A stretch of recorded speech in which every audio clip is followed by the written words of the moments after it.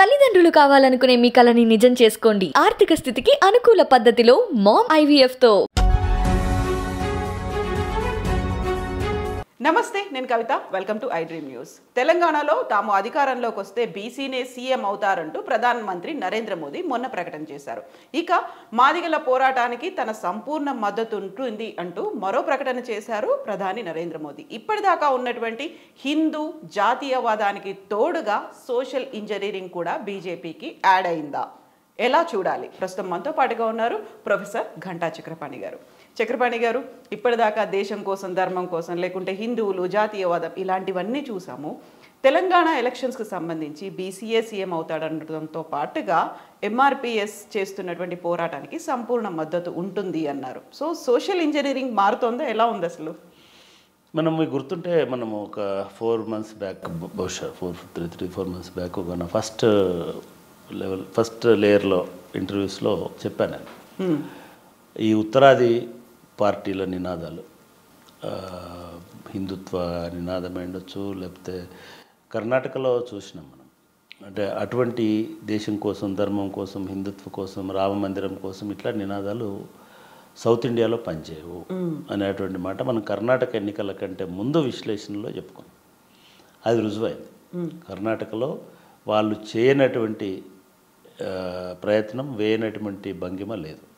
అన్ని రకాలుగా మోడీ గారు అయితే 360 degreesలో ఎన్ని రకాల చేయగలడో అన్ని రకాల ప్రయత్నాలు చేసినారు. ఫీట్లు, ఎక్సర్సైజ్లు, రోడ్ మ్యాప్లు అన్ని రకాలుగా చేసినారు. కానీ అక్కడ అది పారలేదు. తెలంగాణలో ఎప్పుడు కూడా హిందుత్వ అనే రాజకీయం నడవదండి. హిందుత్వ రాజకీయాలతోటి కుదరదు. సౌత్ ఇండియా అంతా కూడా అది, తమిళనాడులో కూడా మీరు హిందుత్వ రాజకీయాలు చేయలేరు, కేరళలో చేయలేరు, ఆంధ్రాలో చేయలేరు. కాబట్టి ఇక్కడ ఏదో ఒక అంశం ప్రజల్ని ఎమోషనల్గా తమ వైపుగా అటెన్షన్ డ్రా చేసేటువంటి ఒక అంశం కావాలి. ఈ అంశంలో చాలా వీక్ అంశం అయితేనే ఎక్కువ ఎమోషన్ పడుతుంది. ఎప్పుడైనా సరే స్ట్రాంగ్ అంశం అయితే మీ వైపు ఎవరు చూడరు. మీరు ఒక వీక్ అంశాన్ని పట్టుకొని మేము దానికి ఇది చేస్తామని అంటే తప్పకుండా చూస్తారు. నిజానికి కన్షీరామ్ 30 సంవత్సరాల క్రితం హైదరాబాద్లో మీటింగ్ పెట్టినప్పుడు కూడా ఇక్కడ బహుజన్ సమాజ్ పార్టీ పెద్దగా ప్రభావం చూపించదు. ఎందుకంటే ప్రజలలో రకరకాల ఉద్యమాల వల్ల, మిగతా వాటి వల్ల ఈ కులపరమైనటువంటి స్పృహ కంటే ఎక్కువగా ఒక సామాజిక స్పృహ అనేటువంటిది ఉంటుంది. ఆ సామాజిక చైతన్యంతో ప్రజలు ఆలోచిస్తారనేటువంటి మాట చెప్పిన. ఇవాళ కూడా భారతీయ జనతా పార్టీకి ఒక అస్త్రం కావాలి. ఎవరు అనుకున్నా కాదనుకున్నా ఇవాళ ఎన్నికలలో కాంగ్రెస్ పార్టీ ఒక్క బీఆర్ఎస్ని శత్రువు అని చెప్పట్లేదు. బీఆర్ఎస్తో పాటుగా మోదీని కూడా ఒక ప్రధాన ప్రత్యర్థిలాగా చెప్తుంది. ఆ అంశాలన్నీ ఇక్కడ కూడా ప్రస్తావిస్తుంది. మోదీకి ఆ వెసులుబాటు లేదు ఇప్పుడు. ఎందుకంటే మోదీ కేంద్రంలో అధికారంలో ఉన్నాడు. ప్లస్ బీఆర్ఎస్ను కూడా ఇంకా ఎక్కువ టార్గెట్ చేసేటువంటి అవకాశం లేదు. మీరు మొన్న ప్రధానమంత్రి వచ్చిపోయిన తర్వాత ఆయన ఇక్కడ మాట్లాడినటువంటి ప్రసంగం వింటే చాలామంది కాంగ్రెస్ నాయకులు, ఓహో వీళ్ళిద్దరు ఒకటి కాబట్టి ఆయన ధరణి ఇంతకుముందు అన్నీ మాట్లాడినాడు. ఇప్పుడు అవన్నీ ఏమీ మాట్లాడలేదు. చివరికి మేడిగడ్డ కూడా ఆయన మాట్లాడలేదు. ఈ విమర్శ ఒకవైపు ఉంది. సో ఇటు విమర్శించలేడు, లేదు తన మీద వచ్చే విమర్శలకి సమాధానం చెప్పడు. ఇప్పుడు ఆయన రొటీన్, ఆయన జానర్లో ఉన్నటువంటి జార్గా అనేది కూడా తెలంగాణలో పనిచేయదు. కాబట్టి తెలంగాణలో ఒక కొత్త అస్త్రం కావాలి. ఆ కొత్త అస్త్రమే ఈ సోషల్ ఇంజనీరింగ్ అని మీరు చెప్తున్నటువంటిది అని నేను అనుకుంటున్నాను. ఇందులో మొదటిది బీసీలకు న్యాయం చేస్తాము, లేదా బీసీలను ముఖ్యమంత్రి చేస్తాం, న్యాయం ఒకటే కాదు ముఖ్యమంత్రి చేస్తాము అనేటువంటి మాట మాట్లాడుతున్నారు. దానికి తోడుగా కొంత బీసీలకు ఎక్కువ స్థానాలే మిగతా వాళ్ళకంటే ఎక్కువ స్థానం, ఇంకో 5-6 స్థానాలు 10 స్థానాలు ఎక్కువగా ఇచ్చినట్టు కూడా మనకు కనబడతాం. కానీ ఇది పార్టీని కన్సాలిడేట్ చేయడం కంటే చీలగొట్టేటట్టుగా విడగొట్టేటట్టుగా తయారవుతున్నదా అనే చర్చ కూడా బీజేపీలో జరుగుతుంది. బీసీలలో ఏబీసీని చేస్తారు అనే చర్చ మొదలైంది. అసలు ఇవన్నీ ఎట్లుంటాయంటే, వీళ్ళు నిజంగానే 100 స్థానాలు గెలుస్తారా, లేదు వీళ్ళకు బొటాబొట్టిగా అయినా సరే 60 స్థానాలలో గెలుస్తారా వీళ్ళు, లేకపోతే హంగ్ వచ్చినాకని వీళ్ళే కింగ్ మేకర్లు అవుతున్నారా? అంటే 5-10 మంది వస్తే ఎవరు కింగ్ మేకర్, అంటే కింగులు కాలేరు. హంగు రాదు. ఈసారి నేను అనుకోవడం తెలంగాణలో హంగు రాదు. కొనుక్కుంటారు మహా అయితే ఆ ఎమ్మెల్యేలు అక్కడ ఎవడు ఉండే. ఇప్పుడు నిజంగా బీజేపీలో గెలిచిన 4 గెలిచినారు అనుకోండి, ఒక రాజేష్ సింగ్ తప్ప ఇంకెవరు బీజేపీ సిద్ధాంతంతో లేకపోతే కోర్ హిందుత్వతో ఉన్న వాళ్ళు కాదు. వాళ్ళు ఎవరైనా బయటికి పోయడానికి అవకాశం ఉంటుంది. నా పాయింట్ ఏమంటే మోదీతో మాట్లాడించిన తర్వాత వాళ్ళు బీసీ సమ్మేళనం ఒకటి పెట్టినారు లాస్ట్ వీక్, ప్రజాగర్జన పెట్టి వాళ్ళ దానిలో మాట్లాడినారు. అందులో ఒక ప్రచారం ఏం చేస్తున్నారు, ఈటెల రాజేందర్కి మోడీ చెప్పాడు బీజేపీ గెలిస్తే ఈటెల రాజేందర్ ముఖ్యమంత్రి అని చెప్పాడు. ఇవాళ నిన్న ఇక్కడ కనబడుతుంది. మరి బండి సంజయ్ సంగతి ఏమిటి? బండి సంజయ్ మాట్లాడుతుంటే కూడా అక్కడ కార్యకర్తలు సీఎం సీఎం నినాదాలు ఇస్తున్నారు. కానీ మరి బండి సంజయ్ ఏం చేస్తారా, ఈటెల రాజేందర్ని చేస్తారా, ఎవరిని గెలిపించాలా? ఇదంతా ఒక చర్చ జరుగుతుంది. రెండవది, నిజంగానే బీసీకి రాష్ట్ర ప్రభుత్వ నాయకత్వమే అప్పగించాలన్న ఒక బృహత్ ఐడియా ఉన్న సందర్భంలో రాష్ట్ర పార్టీ నాయకత్వం నుంచి బీసీని ఎందుకు తీసేసినారు? ఇది అందరూ అడుగుతున్నారు. చివరికి కాంగ్రెస్ అడుగుతోంది ఇదే ప్రశ్న, అదే ప్రశ్న బీఆర్ఎస్ అడుగుతోంది, కేటీఆర్ గారు ప్రతి దీనిలో చెప్తున్నారు, చివరికి బీజేపీ కార్యకర్తలు కూడా అదే అడుగుతున్నారు. ఇంట్రెస్టింగ్గా బండి సంజయ్ కూడా అదే మాట అన్నారు. మీరు సీఎం సీఎం సీఎం అని అంటున్నారు, బట్ నన్ను అలా అన్నందుకే అధ్యక్షుడిగా తొలగించారు అనే మాట. అది ఆయన అనడం కాదు, బండి సంజయ్ కూడా పోటీలో ఉంటాడు అని చెప్పి వాళ్ళ జాతీయ నాయకుడు మురళీధరరావు అన్నాడు. బండి సంజయ్ కూడా పోటీలో ఉంటాడు. సరే ఫైన్, ఎవరో ఒకరు బీసీని చేస్తారు. ముందుగా పార్టీని గెలిపించుకునేటువంటి స్ట్రాటజీ చేయాలి. ఇది చేస్తున్నటువంటి దశలో బీసీని సీఎం చేయొద్దని ఎవరు అన్నారు? ఇది గొప్ప సామాజిక విప్లవానికి దారితీస్తుంది. ఈ ప్రకటన చాలు అటువంటి ఒక ఎంట్రీ అయితే వచ్చింది, అటువంటి ఒక సామాజిక పునాది అయితే పడింది. కానీ ఇవన్నీ ప్రశ్నలకు మీరు సమాధానం చెప్పాల్సి వస్తుంది. ఒకటి, బీసీని ఎందుకు తీసేశారు? రెండోది, కేంద్రంలో బీసీ సంక్షేమ శాఖ పెట్టాలి అని చెప్పేసి స్వయంగా ముఖ్యమంత్రి కూడా రాసినాడు లెటర్. ఆంధ్రప్రదేశ్ సీఎం కూడా ప్రధానమంత్రి నరేంద్ర మోడీకి మీరు బీసీలో ఒక శాఖను ఏర్పాటు చేయండి, మా రాష్ట్రంలో ఉంది బీసీ సంక్షేమ శాఖ, దీంతో నిధులు వస్తాయి, కోఆర్డినేషన్ వస్తుంది, వాళ్ళ మీద కొన్ని ప్రణాళికలు చేయడానికి అవకాశం ఉంటుంది, బీసీల అభ్యున్నతి కృషి చేయడానికి అవకాశం ఉంటుంది. ఈరోజు వరకు మీరు దాని పట్ల ఏమాత్రం స్పందించలేదు. అంతకంటే ఇంపార్టెంట్ అయినటువంటి ఇంకో అంశం ఏంటంటే భారతదేశ జనగణన అది కులాల వారీగా జరగాలి అనేటువంటిది ఒక 10-12 సంవత్సరాలు 15 సంవత్సరాల నుంచి డిమాండ్. ఈవెన్ మన్మోహన్ సింగ్ కాలంలో దాన్ని అప్రూవ్ చేసి ఆమోదించి ఎస్ అని డిసిషన్ తీసుకొని ఒక ఇది కూడా జరిగింది. మీరు చాలా ఆశ్చర్యపోతారు, ఉట్టి కుల గణన కాదు, జనగణనే చేయలే. మనకు 2021లో జనాభా లెక్కలు జరగాల్సి ఉండే, కరోనా అయిపోయి 3 ఏళ్ళు అయింది. కరోనా అయిన తర్వాత ఎన్నికలు అయినాయి చాలా చోట్ల. మీకు కులగణన చేయడానికి జనగణన చేయడానికి ఏమడ్డం వస్తుంది? కేసీఆర్ గారు తెలంగాణ రాష్ట్రం ఒక్క రోజులో చేశారండి మొత్తము సమగ్ర కుటుంబ సర్వేని, 1 డేలో. ఈవెన్ ఇవాళ ఉన్న టెక్నాలజీలో దేశమంతా ఒకరోజు చేయొచ్చు. దానికి మీరు ఏం చేయాల్సిన అవసరం లేదు. మీకున్న ఆధార్ లెక్కలు తీసుకున్నా లేకపోతే ఇంకో లెక్కలు తీసుకున్నా ఏదో ఒక డేటాబేస్ ఉంది మీ దగ్గర, దాన్ని బేస్ చేసుకొని చేయొచ్చు. ఒకటి. రెండవది, జనగణన అనేటువంటిది కులాల వారీగా సామాజిక శ్రేణుల వారీగా ముఖ్యంగా కుల గణన జరగాలి. బీసీల గణన కాదు ఇప్పుడు జరగాల్సింది, సమగ్ర కుల గణన జరగాలి. ఈ సమగ్ర కుల గణనని ఎందుకు అడ్డుకుంటున్నారు? ఒకటి. 2, కొన్ని రాష్ట్రాలు ముందుకొచ్చి చేస్తున్నాయి. వాళ్ళని అమిత్ షా మొన్ననే తిట్టినాడు. మొన్ననే బీహార్లో కులగణన జరిగితే అంతా బోగస్, అసలు కులగణన ఎందుకు చేయాలని మాట్లాడుతున్నారు. భారతీయ జనతా పార్టీ ఇప్పటి వరకు కులగణన అనేది చేయడానికి ఇష్టపడడం లేదు. ఎందుకు ఇష్టపడడం లేదంటే ఈ దేశంలో బీసీలు, ఎస్సీలు, ఎస్టీలు లేకపోతే మిగతా వాళ్ళు ఎంతమంది ఉన్నారనేటువంటి లెక్కలు వస్తే మొత్తం వాళ్ళ లెక్కలన్నీ మారిపోతాయి, వాళ్ళ లెక్కలన్నీ తప్పిపోతాయి. వాళ్ళు ఉన్నటువంటి ఇప్పుడు మొత్తం మనం మోడీ క్యాబినెట్ను చూసుకున్నట్టయితే ఒక 40% మంది ఒక సామాజిక వర్గం వాళ్ళు ఉన్నారు. వాళ్ళందరికీ ఏ ప్రాతిపదికన ఇస్తారనే చర్చ వస్తుంది. ఇది మొదటిది. ఇప్పటి నుంచే వీళ్ళు దీన్ని హషప్ చేయకపోతే 2024 ఎన్నికల్లో కాంగ్రెస్ పార్టీ అండ్ ఇండియా కూటమి ఇది వాళ్ళ మేనిఫెస్టోలో ఒక ప్రధాన అంశంగా పెట్టబోతున్నాయి. ఖచ్చితంగా 3 నెలల్లో వీళ్ళు ఆలోచించుకోవాలి. కాబట్టి ఇవాళ మనం ఇక్కడ రాష్ట్రాలలో ఒక టెస్టింగ్ దీనిలాగా వదులుతున్నారు. చలో ఇక్కడ మేము బీసీని ముఖ్యమంత్రి చేస్తాం. ఇప్పుడు ఈ 3 ప్రశ్నలకు సమాధానం చెప్పాల్సి వస్తుంది. రెండోది, చాలామందికి మనం ఇది క్లారిఫై చేయాల్సింది ఏంటంటే ఇది బీసీల కులగణన కాదు, జనాభా లెక్కల్లో ప్రతి ఒక్కరి కులగణన చేయాలి. అది వాళ్ళు చెప్తున్నటువంటి అంశం, లేదా అదే దాని సారం. ఎందుకు చేయాలంటే వాళ్ళ మనకు హైదరాబాద్లో మాదిగ విశ్వరూప మహాసభ జరిగింది. నిజంగా కూడా నేను ఐ అప్రిషియేట్ మందకృష్ణ మాదిగ స్పిరిట్ని. అవిశ్రాంతంగా ఇవాళ మోడీ అన్నదానిలో సత్యం 30 ఏళ్ళుగా అంటే అది ఆయన జీవిత లక్ష్యం. అది అంటే లైఫ్ టైం గోల్ అంటాం కదా, లైఫ్ టైం 1 లైఫ్ 1 మిషన్ అన్నట్టుగా దాన్ని పెట్టుకున్నాడు ఆయన. ఆయన కూడా ఇప్పుడు దగ్గర 60 సంవత్సరాల దాకా, అంటే 30 ఏళ్ళ కింద మొదలుపెట్టినాడు. ఇప్పుడు ఆయన ఆ ఏజ్ కూడా వచ్చేసినాడు.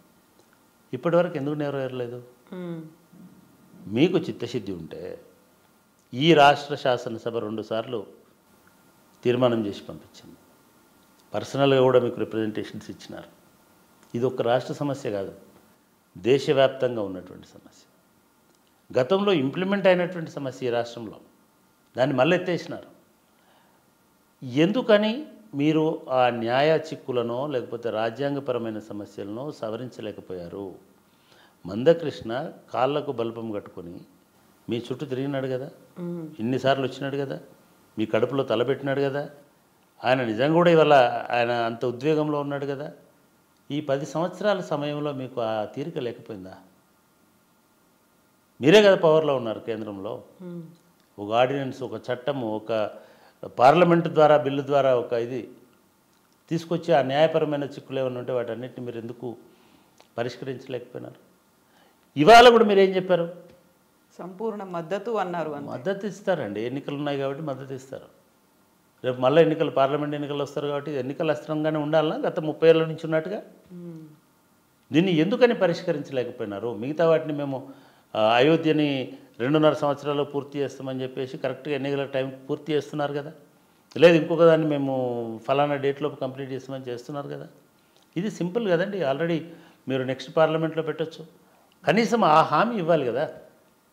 ఇది చాలా దేశవ్యాప్తంగా చాలామంది, ఈవెన్ సామాజిక శాస్త్రవేత్తలు, చాలామంది విశ్లేషకులు, చాలామంది ఆ కులానికి సంబంధం లేకపోయినటువంటి వాళ్ళు కూడా చాలా కాలంగా డిమాండ్ చేస్తున్నటువంటి సమస్య. దానిలో ఉన్నటువంటి చిక్కులను పరిష్కరించడం చాలా పెద్ద సమస్య కాదు. మనము బాబ్రీ మసీదు, రామ జన్మభూమి చిక్కులనే ముగ్గురిని కూర్చోబెట్టి అలవోకగా పరిష్కరించి అధిగమించాము. మీరు ఇక్కడ కట్టుకోండి, వాళ్ళు అక్కడ కట్టుకుంటారు. దీనిలో చిక్కు కూడా ఏం లేదు. వీళ్ళు చాలా రాంగ్ ప్లే ఏం చేస్తున్నారంటే ఈ వర్గీకరణ అంటున్నా. ఇది వర్గీకరణ కాదు, ఏ కులాన్ని ఆ కులంగా గుర్తించడం. అసలు ఈ పొత్తు కూడా అవసరం లేదండి. మనకు రాజ్యాంగంలో ఉన్న షెడ్యూల్లో ఏ కాస్ట్స్ అయితే ఉన్నాయో వాటి అన్నింటినీ షెడ్యూల్డ్ కాస్ట్ అంటున్నారు. ఈ కాస్ట్ ఎవరెంత ఉన్నారో చెప్తే సరిపోయింది కదా. అది ప్రధానమైనటువంటి సమస్య. మీ కులగణన కనుక వస్తే ఈ సమస్య ఆటోమేటిక్గా పరిష్కారం అవుతుంది. రెండవది, మాల, మాదిగ, ఇతర కులాలని ఉపకులాలు అంటున్నారు. క్లాసిఫికేషన్ అందుకే అంటున్నారు. అవి ఉపకులాలు కాదు, అవి స్వతంత్రమైన కులాలు. బీసీలో ఎట్లాగైతే చాకలి, మంగలి, కంసాలి, మిగతా వాళ్ళు ఎవరైతే వాళ్ళ వృత్తులను బట్టి, వాళ్ళ పనిని బట్టి, లేదా వాళ్ళకు ఉన్నటువంటి ఇదేని బట్టి ఎట్లాగైతే కులాలుగా మనం పిలుస్తున్నామో, ఎస్సీలలో కూడా దేనికది స్వతంత్రంగా ఉండేటువంటి సామాజిక సమూహము, సామాజిక వ్యవస్థ. సమాజ శాస్త్రంలో కులం అంటే ఏమిటి అని అనుకున్నప్పుడు ఒక సాంప్రదాయమైనటువంటి వృత్తి, వారసత్వంగా సంక్రమించేటువంటి వృత్తి ఉండి, అది ఎండోగమస్ గ్రూప్గా, అంటే వివాహం అనేది అంతరంగ లోపలే ఆ కులం పరిధిలోనే కానీ జరిగినట్టయితే దాన్ని మనం కాస్ట్ కింద రికగ్నైజ్ చేస్తాం. మాదిగ కులం వృత్తి వేరు, మాల కులం వృత్తి వేరు, డక్కలి కులం వృత్తి వేరు, లేదా ఇంకొక కులం వృత్తి వేరు, ఇంకొక కులం వృత్తి వేరు. ఎవరిది వాళ్ళకు స్వతంత్రంగా ఉండేటువంటి కులం. సో మీరు కులగణన చేసి ఏ కులం వాళ్ళు ఎంత ఉన్నారో చెప్పండి. శాశ్వతంగా భారతదేశంలో ఉన్న సకల దరిద్రాలు కులగణన వల్ల పోతాయి, అందరికీ సంబంధించి. మనము చాలా సందర్భాలలో బ్రాహ్మణంలో ఉండేటువంటి ఒక 16 శాఖలని 16 వీటిని కూడా మనం దేనికి దానికి కులంగా చూస్తున్నాం. విశ్వబ్రాహ్మణంలో ఉండే 5 కులాలను కూడా దేనికి దానికి కులంగా చూస్తున్నాం కదా. అట్లాంటప్పుడు దళితుల్లో ఉండేటువంటి అన్ని కులాలని దేనికి దానికే లెక్క పెట్టండి. విభజన ఎందుకు అనడం? మనకు బీసీఏలో చాలా కుల సమూహాలు ఉంటాయి, బీసీబీలో చాలా వృత్తి సమూహాలు ఉంటాయి, బీసీడీలో చాలా వరకు వ్యవసాయ సంబంధమైనటువంటి మిగతా వృత్తులకు సంబంధించిన సమూహాలు ఉంటాయి. వాళ్ళు ఒక గ్రూప్లో ఉన్నంత మాత్రాన మున్నూరు కాపు అనే కుల సమూహానికి పద్మశాలి సబ్ కాస్ట్ కాదు, పద్మశాలి అనే కులానికి యాదవ సబ్ కాస్ట్ కాదు, రెండు వేరు వేరు కులాలు. ఇండిపెండెంట్గా ఐడెంటిఫై చేసి ఎవరి కోటా వాళ్ళకి ఇచ్చేసేయండి. దానిలో మాలకు 10% రావచ్చు, 2% రావచ్చు, 3% రావచ్చు, మాదిగకు 14% రావచ్చు, 13% రావచ్చు, 10% రావచ్చు. ఇది అట్లా చెప్పకుండా ఒక రాజకీయ అవసరం కోసం, రాజకీయ ప్రయోజనాల కోసం, ఓట్ల కోసం, ఎన్నికల కోసం దాని వర్గీకరణ అనేది ఒక ప్రపంచ సమస్య. ఆ ప్రపంచ సమస్యను పరిష్కరించడానికి ప్రధానమంత్రి మోడీ కావాలి. ప్రధానమంత్రి మోడీ వచ్చి కూడా మళ్ళీ ఏమీ చెప్పకుండా వెళ్ళిపోవాలి. ఇదంతా కూడా రేపు మీరు అన్నట్టుగా ఒక సామాజిక చట్రంలోకి పట్టుకొచ్చి ఒక సోషల్ ఇంజనీరింగ్ అని వీళ్ళు అనుకుంటున్నారు. ఎందుకంటే ఇక్కడ రిలీజియన్ బేస్డ్గా ఇంజనీరింగ్ చేయలేరు. ఎందుకంటే ఇంజనీరింగ్ చేయాలని అంటే నువ్వు ఒకదాన్ని ఒక్కోసారికి కదిలేయాలి, మూవ్ చేయాలి. తెలంగాణ సమాజంలో రిలీజియన్ పాత్ర అనేటువంటిది చాలా చాలా చాలా తక్కువ. అన్ని రకాలుగా ఉంటారు, ప్రతి ఒక్కడు మతాన్ని గౌరవిస్తారు, విశ్వసిస్తారు. కానీ మతం ప్రాతిపదికనే ఓటేయాలి అని ఎవరు అనుకోరు. వాడికి అందరు భక్తులు ఉంటారండి. ఆ లెక్కను చూస్తే కేసీఆర్ అంత పెద్ద భక్తుడు ఇంకెవరు లేరు, అంత పెద్ద హిందూ ఇంకెవరు లేరు. ఆయన ప్రతినిత్యము యాగాలు చేస్తున్నాడు, ప్రతినిత్యము ఇంకోటి చేస్తున్నాడు. యాదగిరి గుట్టనేదో యాదాద్రి చేసేసినాడు. పాపం గుట్టకు పోదాం అనేటోళ్ళు అంతమంది, ఇప్పుడు అందరూ యాదాద్రికి పోదాం అనే కాడికి వచ్చేసింది. అంటే ఇవన్నీ ఆయన ప్రతి పండుగని సెలబ్రేట్ చేస్తాడు. సెలబ్రేట్ చేయడం కాకుండా స్టేటే సెలబ్రేట్ చేసేటట్టు చేస్తాడు. 2 రోజులు సెలవు ఇచ్చేసినాడు. అంటే రిలీజియన్ని గౌరవించడం, ఆచరించడం, పాటించడం వేరు. రిలీజియన్ ప్రాతిపదికన రాజకీయాలు నడిపించాలనుకోవడం వేరు. ఇక్కడ రిలీజియన్ ప్రాతిపదికన రాజకీయాలు నడవవు. కాంగ్రెస్ పార్టీ బ్రహ్మాండమైనటువంటి రిలీజియన్ ఇది ఉన్నటువంటి ఫేత్ ఉన్నటువంటి వాళ్ళు ఉంటారు. ఈ చక్కర్ నార్త్ ఇండియాలో నడుస్తుంది. నార్త్ ఇండియాలో నడిపించి రాహుల్ గాంధీ లాంటి వాడితో కూడా హనుమాన్ భక్తుడు అనిపించి, శివుడు భక్తుడు అనిపించి, గుళ్ళలకు తీసుకుపోయి ఇవన్నీ చేసినారు. కర్ణాటకలో కూడా అది నడిచింది. ఇవాళ మాట్లాడడానికి వచ్చిన మోడీ గారు కూడా ఆయన ఎప్పుడు వచ్చినా కూడా సమ్మక్క సరళమ్మ, యాదాద్రి నరసింహస్వామి నా కుటుంబ సభ్యులు ఫైన్, వీఆర్ హ్యాపీ. మనందరం మోడీ కుటుంబ సభ్యులు అయితే మందకృష్ణని కూడా నా చిన్న తమ్ముడు అని సంబోధించారు. అది కూడా మంచిదేనండి. ఒక ప్రధానమంత్రి ఆయన ఎమోషన్ అర్థం చేసుకొని, ఆయన బాధను అర్థం చేసుకొని, ఆయన వెనుకున్న బలాన్ని అర్థం చేసుకొని, ఆయన వెనుకున్న ఓట్లను అర్థం చేసుకొని మందకృష్ణని చిన్న తమ్ముడు అనొచ్చు. నాకు కావాల్సింది మందకృష్ణ చిన్న తమ్ముడు అన్నావా పెద్దన్న అన్నావా నాకు సంబంధం లేదు. మందకృష్ణ పెడుతున్నటువంటి డిమాండ్ న్యాయమైంది అన్నప్పుడు, దాన్ని పరిష్కరించేటువంటి బాధ్యత నీ మీద ఉన్నప్పుడు కేవలం మద్దతే ఎందుకు ఇవ్వాలి? కేవలం నేను మీతో ఉంటానని ఎందుకు అన్నావు? మీ సమస్యను నేను 100 రోజుల్లో పరిష్కరిస్తాను. రాబోయే పార్లమెంటు ఎన్నికల లోపు మేము చివరి పార్లమెంటు సెషన్లో అయినా సరే బిల్లు పెట్టి మీ కళ నిజం చేస్తాము అని చెప్పి ఉంటే బ్రహ్మాండమైనటువంటి నాయకుడుగా నేను కూడా అంగీకరించాను మోడీ. ఎందుకంటే ఆయనకు ఆప్షన్ ఉంది, ఛాన్స్ ఉంది. పార్లమెంట్ లైవ్గా ఉంది, ఎనీ టైం పెట్టేసుకోవచ్చు. ఇంకా మోడీకి ఎంత అధికారం ఉందంటే విపరీతమైన బలం, 303 మంది పైనంత మంది ఉన్నారు. ఆయన డైరెక్ట్గా ఒక బిల్లుని రాష్ట్రపతి దగ్గర పంపించి 24 గంటల్లో ఆర్డినెన్స్ ఇవ్వచ్చు. ఇది చాలా ఇంపార్టెంట్ సామాజిక సోషల్ ఇంజనీరింగ్ కాబట్టి 24 గంటలు దీన్ని ఎగ్జిక్యూట్ చేయండి అని పంపొచ్చు. అన్ని రాష్ట్రాలు చట్టాలు చేసుకునే స్వేచ్ఛ అయినా ఇవ్వచ్చు, అట్లా కూడా చేయొచ్చు. ఈ మధ్య కొన్ని అట్లాంటివి వస్తున్నాయి. మీ రాష్ట్రంలో మీరు చట్టం చేసుకొని అమలు చేసుకోండి అని చెప్పొచ్చు.